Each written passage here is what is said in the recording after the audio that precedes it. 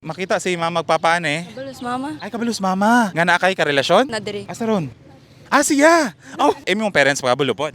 Legal both sides. Kanipila naman ka bulan ning relasyon. 7. Unsay nakita niyo sa usag-usa nga nagkaganahan mo? First day sa klase, kita na ko siya. Nakaganan ako niya kay So, muna'y first ninyong kita? First na mo. Wala po kabalo nga. Ato di ay is nagka-crush po dyan ako. Ikaw, unsay mong ganahan niya? Ay, kisa ni approach. Ako, kay gikan sa ako ang friend, iya man gi-introduce to each other. And then, of course ako, kay ganaman po ko niya, like, murag na, awestruck ko ba kay, like, siya dali niya appears. Ato una, murag, friends, or may kaya naman po siya ka-fling good ato. I-support na po na ko siya as a friend. Katong time nga, murag, end of the school year na ba, usa ko ni tugan, usa ko ni ingon nga, ganahan biya ako nimo. Common na mo ang feelings for each other ba kay, nakita naman po na ako niya is comfort. Yun sa pag-ila-ila sa ginikanan sa aning nga relasyon. Ako rang ginas mama nga. Itong ni-bless siya kay ningon ako, ma. Ni bisita sa balay. Dili, di ko ako sa eskwelahan. Sa eskwelahan, Oo. tapos? Ngayon ko, ma, ako tong uyab.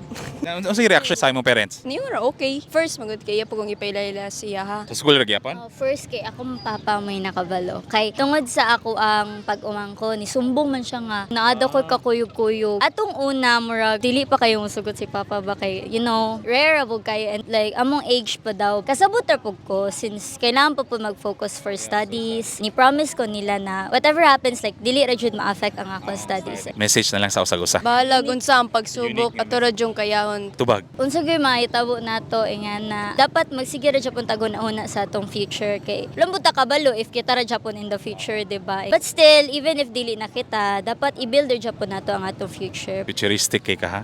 Pero at least ang priority gyud ninyo sa ang mindset ninyo ang school gyud no. Imo mensahe sa mga homophobic. For me, dili naman po ko ma-offend if naay homophobics because for me, what matters so jud if kakampi na kung akong family ba. Kung okay ra pud nila sa akong mga friends, okay ra nila ngano pud kung mag-think sa opinion sa uban. Dapat dili ra sila manghilabot sa laing tawo. If naa sila comments or naa sila mga bad na iingon, dapat i-keep ra nila sa ilang kagulingon because either way if walay pakit ng tawo nimo ayo ra hilab like mind your own business.